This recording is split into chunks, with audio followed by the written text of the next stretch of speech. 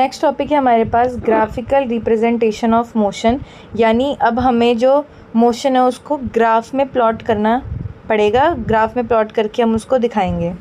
देखो, एक हमारे पास होता है पोजीशन टाइम ग्राफ और एक होता है हमारे पास वेलोसिटी टाइम ग्राफ। ठीक है, तो सबसे पहले अगर हम बात करें पोजीशन टाइम ग्राफ की, यहाँ पे हमें क्वेश्चन में दे रखा है पोजीशन टाइम ग्राफ हमें बनाना है, जिसमें हमें टेबल में दे रखा है एक तरफ टाइम और एक तरफ पोजीशन है।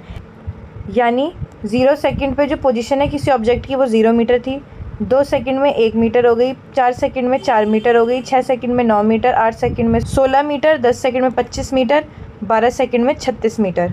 ठीक है, तो ये टाइम के साथ साथ उसकी हमें क्या दे रखी है, पोजीशन दे रखी है। सबसे पहले जब भी आपको इस तरीके का ग्राफ प्लॉट करना होगा तो यहाँ पे आपको पहले देखना है कि कौन सा ग्राफ बोला है। यहाँ पे मैं बोला गया पोजीशन टाइम ग्राफ। ठीक है, तो पोजीशन टाइम ग्राफ प्लॉट करने के लिए आप क्या करोगे, इस तरीके से ग्राफ बनाओगे। टाइम हमेशा लिखा जाता है एक्स एक्सिस पर, इस चीज़ का ध्यान रखना।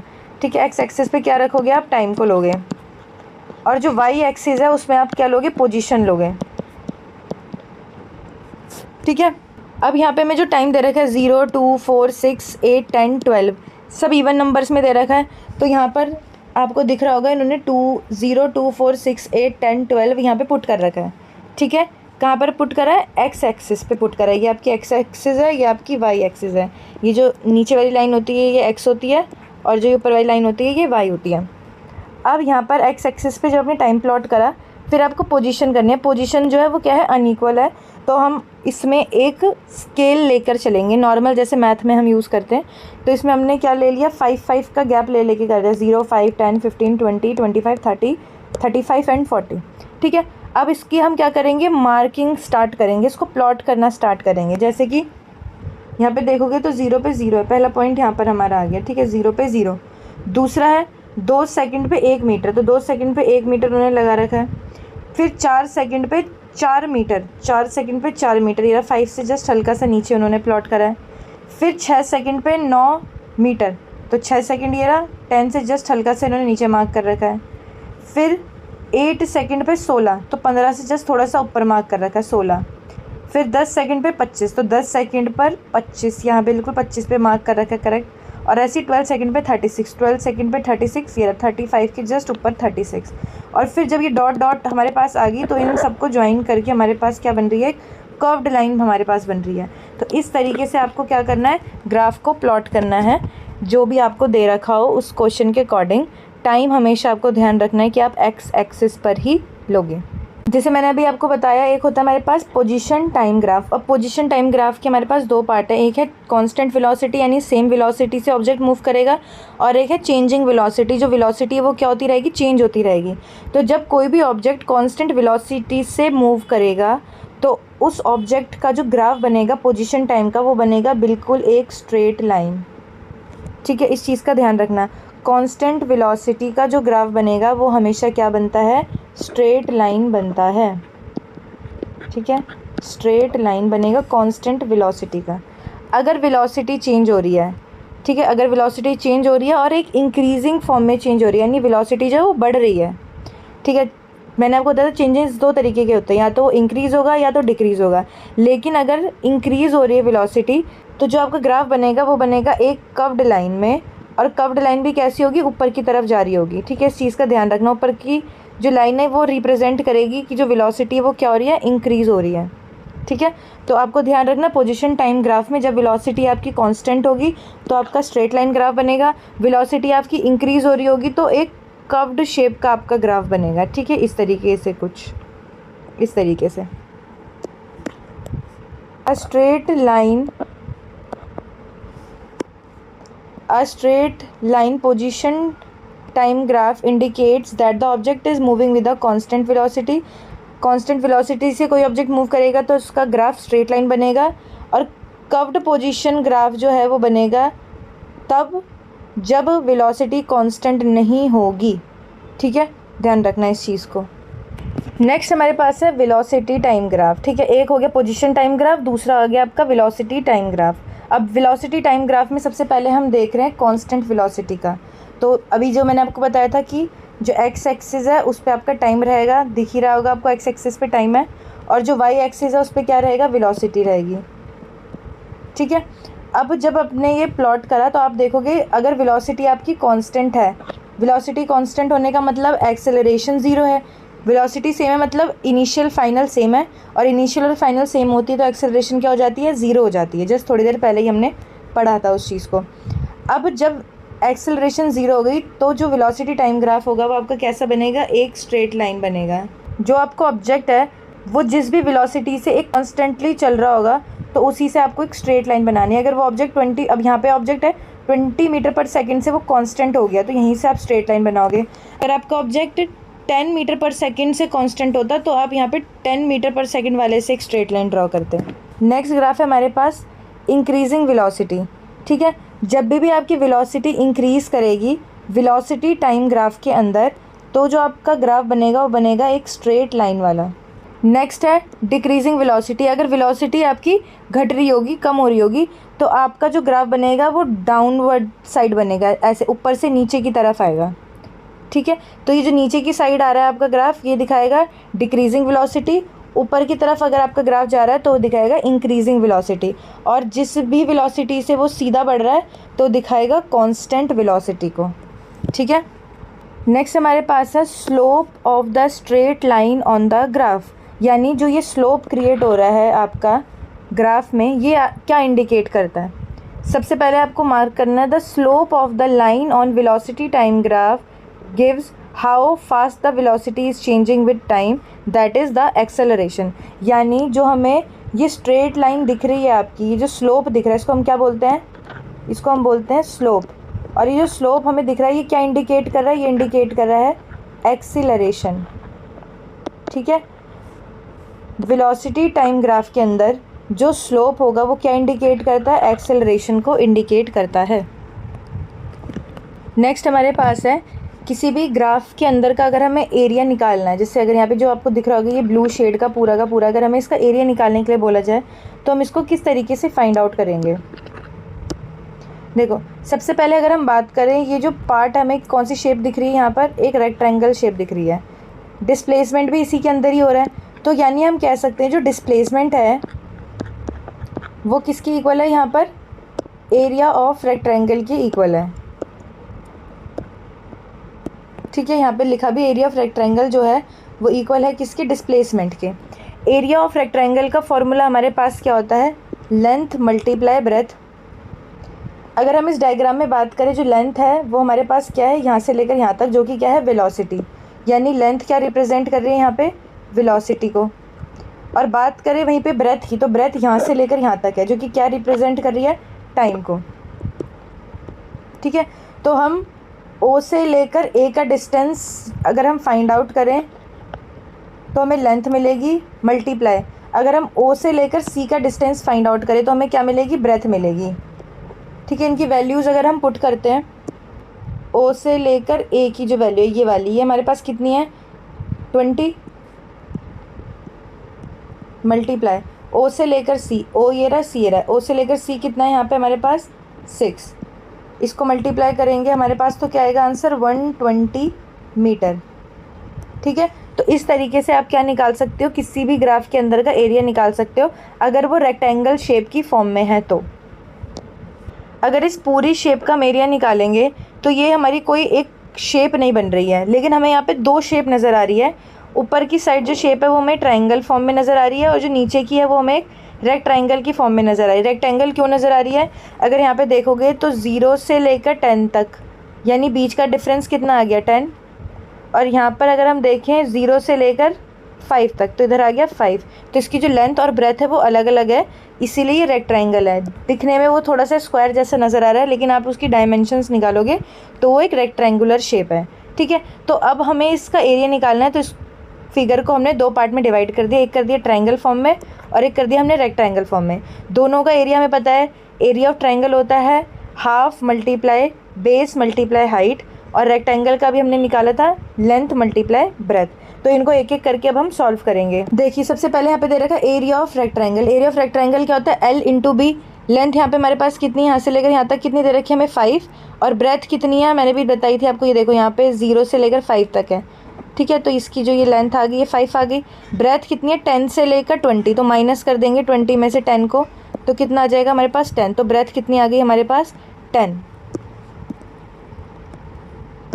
वैल्यू पुट करेंगे 5 × 10, तो एरिया ऑफ रेक्टेंगल कितना आ गया हमारे पास 5 × 10 50।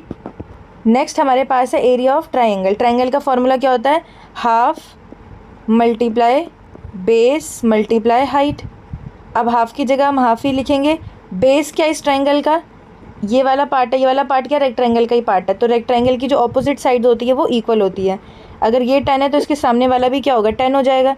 तो यानी बेस कितना आ गया 10 मल्टीप्लाई हाइट की बात करें तो हाइट कितनी दे रखी है बी से लेकर सी तक। तो बी से लेकर सी तक कितना हमारे पास, बी की अगर हम बात करें तो बी 10 पर है, सी की बात करें तो सी 5 पर है। डिफरेंस निकालेंगे 10 - 5 तो कितना आएगा हमारे पास 5। तो हाइट कितनी आ गई हमारे पास 5। ठीक है, इसको कट कर देंगे 2 × 5 = 10, 5 × 5 = 25। यानी जो एरिया ऑफ ट्राइंगल है वो हमारे पास कितना निकल कर आ गया है, हमारे पास आ गया 25। अब हमें टोटल एरिया चाहिए इनका, इस पूरे फिगर का। तो नीचे राइट ट्राइंगल का रहा था 50, ऊपर ट्राइंगल का आ रहा है 25। दोनों को प्लस कर देंगे तो 25 + 50 = 75 मीटर। इसलिए हमारा आंसर कितना आ रहा है यहाँ पे 75 मीटर। ठीक है, आई होप आपको जितने भी ग्राफ हैं वो अच्छे से क्लियर हो गए होंगे, किस तरीके से हमें उनके अंदर का एरिया फाइंड आउट करना है और पोजीशन टाइम ग्राफ और वेलोसिटी टाइम ग्राफ किस तरीके से हमारा बनेगा। नेक्स्ट हमारे पास बहुत ही ज़्यादा इम्पॉर्टेंट एक टॉपिक है जिसमें हमारे पास आती है काइनेमेटिक इक्वेशंस। ठीक है, जिसे हम क्या भी बोलते हैं, इक्वेशंस ऑफ मोशन। ठीक है, और वो इक्वेशन ऑफ मोशन कितनी हमारे पास 3 है। एक तो v = u + at, एक है s = ut + ½ at², और एक है v² = u² + 2as। ठीक है, ये 3 हमारे पास क्या होती है, इक्वेशन ऑफ मोशन। ठीक है, जिसको हम क्या भी बोलते हैं, काइनेमेटिक इक्वेशंस। ठीक है, और ये बहुत ही ज़्यादा इम्पॉर्टेंट है। अब इसको हम डेराइव करेंगे सारी इक्वेशनों को एक एक करके कि ये इक्वेशनें कैसे हमारे पास आती हैं। अब हम जो हमने देखी थी अभी इक्वेशन ऑफ मोशन, जिसको हम काइनेमेटिक इक्वेशंस भी कहते हैं, उनको हम ग्राफिकली उसको सॉल्व करने की कोशिश करेंगे। ठीक है, कैसे इनको ग्राफिकली सॉल्व करा जाता है अब हम वो करेंगे। सबसे पहले इस तरीके से आपको एक ग्राफ बनाना है। ठीक है, इसमें वही सेम आप एक एक्स एक्सिस बनाओगे, एक वाई एक्सिस बनाओगे। अब अगर आप यहाँ पे देखोगे तो 0 से लेकर a तक एक ऑब्जेक्ट है वो चलता है with a initial velocity u। ठीक है, हमने देखा कि यहाँ से लेकर यहाँ तक 0 से a एक ऑब्जेक्ट चला इनिशियल वेलोसिटी u के साथ। एकदम से वो अपनी स्पीड को क्या करता है, एक्सेलरेट करता है, और कहाँ पे पहुँचता है वो b पोजीशन पे पहुँचता है। तो b से लेकर जो उसका ये जो c पॉइंट है इसको आप यहाँ पे बना लो, b से लेकर c तक पूरी यहाँ से लेकर यहाँ तक ये इसकी क्या हो जाएगी फाइनल वेलोसिटी, जो कि क्या है v। ठीक, o से लेकर c जो है वो क्या रिप्रेजेंट कर रहा है, टाइम को। मैंने आपको बताया था कि हमेशा हमें एक्स एक्सिस की साइड पर क्या लेना है, टाइम लेना है। ठीक है, आपको ग्राफ समझ आया किस तरीके से हमने तैयार करा है ये। अब नेक्स्ट इक्वेशनों को सॉल्व करना स्टार्ट करते हैं। सबसे पहली जो हमारी इक्वेशन आती है वो आती है हमारी यूजिंग एक्सेलरेशन का formula, a = v - u divided by time. ठीक है, ये हमारा एक्सेलरेशन का फॉर्मूला होता है। अब अगर आप यहाँ देखोगे जो टाइम है वो नीचे डिवाइड में है तो ये ऊपर चला जाएगा a के साथ मल्टीप्लाई में। तो ये क्या हो जाएगा हमारे पास at = v - u। अब यहाँ पर जो u है वो है माइनस में, तो इसको हम इस साइड भेज देते हैं। तो हो जाएगा हमारे पास at = 80 + u = v। तो ये हमारी जो पहली इक्वेशन आई है ये होती है हमारी first equation of motion.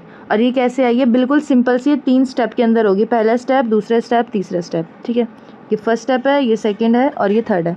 3 step के अंदर आपकी फर्स्ट इक्वेशन सॉल्व हो जाती है। बहुत ही ईजी है। इसमें सिर्फ और सिर्फ आपको मेन ये ध्यान रखना है कि आपको एक्सेलरेशन का फॉर्मूला यूज़ करना है। ठीक है, नेक्स्ट इक्वेशन ऑफ मोशन के लिए अब हमें ग्राफ की ज़रूरत होगी।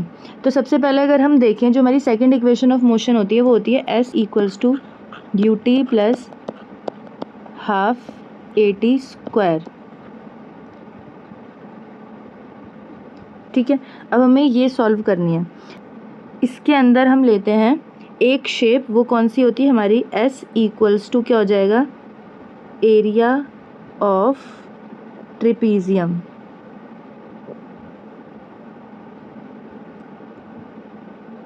ठीक है, एरिया ऑफ ट्रेपीजियम। इस ग्राफ में अगर आप देखोगे आपको ट्रेपीजियम शेप दिखेगी, O A B C। ठीक है, आपको दिख रही होगी, जैसे मैं इसको हाईलाइट करती हूँ, ये वाली O A B C, इस तरीके से आपको एक ट्रेपीजियम शेप नज़र आ रही होगी। ठीक है, अब आपको ट्रेपीजियम का फॉर्मूला पता हो तो हम ट्रेपीजियम का फॉर्मूला डायरेक्ट इसमें लगा सकते हैं, half multiply sum of parallel sides multiply height.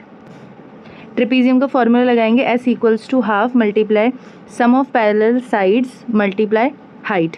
ठीक है, इस फॉर्मूले का यूज़ करेंगे हम। उसके बाद हम क्या करेंगे, इस फॉर्मूले में वैल्यू पुट करेंगे, तो S equals to half multiply parallel sides, अगर देखें तो इसके अंदर पैरेलल साइड्स कौन सी है, एक तो हमारी OA है और एक हमारी कौन सी है, B से C तक है, OA मल्टीप्लाई BC इनटू में हाइट। अब हाइट क्या होगी हमारी, हाइट अगर आप देखोगे A से लेकर D तक हाइट रिप्रेजेंट कर रहा है ट्रेपीजियम की। ठीक है, अब यहाँ देखो नीचे हमारे पास क्या है, ये T है, तो ऊपर वाली इसके सामने है सेम, तो ऑपोजिट साइड इक्वल हो जाएगी, तो ये भी क्या हो जाएगा हमारे पास, T हो जाएगा। तो हो जाएगा S equals to half multiply O से लेकर A तक क्या रिप्रेजेंट कर रहा था, U। इसमें यहाँ पे करेक्ट करना है, यहाँ पे हमने मल्टीप्लाई का साइन लगा दें, यहाँ पे प्लस आएगा, सम है ना तो प्लस करेंगे यहाँ पे। ठीक है, OA की U वैल्यू पुट करी प्लस BC हमारे पास क्या है, V। ठीक है, मल्टीप्लाई में टाइम। नेक्स्ट स्टेप में क्या करेंगे, S equals to half multiply U plus, अब जो हमने V निकाली थी सबसे पहली इक्वेशन में, अगर आपको ध्यान हो, V की वैल्यू क्या निकाली थी हमने, AT प्लस U, जी वाली वैल्यू हमने निकाली थी, इसको हम V की जगह पे पुट करेंगे, AT plus U bracket close multiply T। ठीक है, हमने इस V की जगह पर क्या वैल्यू पुट कर दी, जो उसकी हमारे फर्स्ट इक्वेशन में निकाली थी, S equals to half multiply, अब एक U हमारे पास ये रहा, एक ये रहा, तो कितने हो गए, 2U plus AT bracket close, फिर मल्टीप्लाई टाइम। अब इस टाइम से जो ब्रैकेट के अंदर की वैल्यूज़ है उनको क्या करेंगे, मल्टीप्लाई करेंगे, S equals to half multiply 2UT plus AT square. ठीक है, अब ये जो 2 है ये इनसे क्या हो रहा है, मल्टीप्लाई हो रहा है, तो अब इनको एक एक करके इसके साथ क्या करेंगे, मल्टीप्लाई करेंगे। S equals to half multiply 2UT plus half AT square. ठीक है, जो बाहर का हाफ था इसको हमने इनसे मल्टीप्लाई करा, अब इसके 2 से वाला 2 कैंसिल हो जाएगा, तो हमारे पास क्या बचा, S equals to UT plus half AT square, क्योंकि यहाँ पे कुछ कैंसिल नहीं हो रहा, ये हमारे पास निकल कर आ गई सेकेंड इक्वेशन ऑफ मोशन। ठीक है, ये वाली थोड़ी सी बड़ी है फर्स्ट के कंपैरिजन में, लेकिन बहुत सिंपल है, अगर आपको एक बार ये अच्छे से समझ आ गई तो। यहाँ पे जो मेन है वो आपका यही है कि आपको यहाँ पर क्या लेना है, एरिया ऑफ ट्रेपीजियम लेना है, फिर उसका फॉर्मूला यूज़ करना है, फॉर्मूला यूज़ करने के बाद उन सब की वैल्यूज़ पुट करनी है, वैल्यू पुट करने के बाद यहाँ पर जब V आ जाएगा तो उसकी वैल्यू पुट करनी है और फिर सेम सॉल्व कर देना है आपको। इस तरीके से आपकी जो सेकंड इक्वेशन ऑफ मोशन है वो सॉल्व हो जाएगी। नेक्स्ट हमारे पास थर्ड इक्वेशन ऑफ मोशन अगर हम निकालें तो इसके लिए हमने जो अभी सेकंड वाली निकाली थी उसी का ही हम क्या करेंगे, एक इक्वेशन को उसकी यूज़ करते हैं जो कि हमारे पास है ये वाली, this one, S equals to half multiply U plus V multiply T। इसका हम यूज़ करेंगे थर्ड इक्वेशन ऑफ मोशन में, तो लिखेंगे इसको S equals to half bracket u plus v multiply t। ठीक है, ये वाली इक्वेशन आपको लिखनी है। इसके बाद आपको क्या करना है, जो हमने फर्स्ट इक्वेशन में ये वाला जो फॉर्मूला यूज़ करा था, इस वाले फॉर्मूले से हम t की वैल्यू निकालेंगे। तो इस वाले फॉर्मूले में अगर हम t की वैल्यू निकालेंगे तो क्या आ जाएगी हमारे पास, a equals to v minus u upon में t था। ठीक है, तो इसको हम क्रॉस मल्टीप्लाई करेंगे, t ऊपर चला जाएगा, तो क्या आ जाएगी हमारे पास value v minus u upon में a। ये हमारी टाइम की वैल्यू आएगी जो हमें थर्ड इक्वेशन में पुट करनी है। s equals to half bracket u plus v, t की वैल्यू पुट करेंगे v माइनस यू अपॉन में a। ठीक है, next s equals to half, a यहाँ नीचे की साइड है तो इसको a के साथ लिख देते हैं। यहाँ पे u प्लस v को हम v प्लस यू भी लिख सकते हैं, v माइनस यू। ठीक है, सेम एज इट इज़ लिख दिया हमने। अब यहाँ पे 2a जो है वो नीचे की साइड है, इसको हम ऊपर भेज देंगे तो हो जाएगा 2as equals to v plus u और v माइनस यू। अगर आपको दिख रहा होगा यहाँ पे हमारे पास एक आइडेंटिटी लग रही है a plus b a minus b, जो कि हमारा इक्वल होता है किसके, a square minus b square के। ठीक है, तो a की वैल्यू क्या है हमारे पास v और b की वैल्यू क्या है हमारे पास u। इसको पुट करेंगे इक्वेशन के अंदर तो क्या होगा हमारे पास 2as equals to a square minus b square है तो क्या हो जाएगा v square minus u square. ठीक है, अब यहाँ पर माइनस का यू स्क्वायर है, इसको इस साइड भेज देंगे तो 2as यू स्क्वायर इक्वल आ जाएगा किसके, v स्क्वायर के। और यही हमारी क्या होती है, थर्ड इक्वेशन ऑफ मोशन। ठीक है, तो हमने तीनों इक्वेशन ऑफ मोशन को डेराइव करना सीख लिया और ये बहुत ही ज़्यादा इम्पॉर्टेंट है विद ग्राफ। ओके, अगर क्वेश्चन आए कि आपको तीनों इक्वेशन ऑफ मोशन को डेराइव करके दिखाना है तो आपको ये तीनों के तीनों स्टेप विद ग्राफ आपको सॉल्व करने पड़ेंगे। और वैसे भी ये इक्वेशंस आपको तीनों की तीनों अच्छे से लर्न होनी चाहिए क्योंकि इस पर काफ़ी सारे न्यूमेरिकल्स आपके बनते हैं। नेक्स्ट हमारे पास है यूनिफॉर्म सर्कुलर मोशन।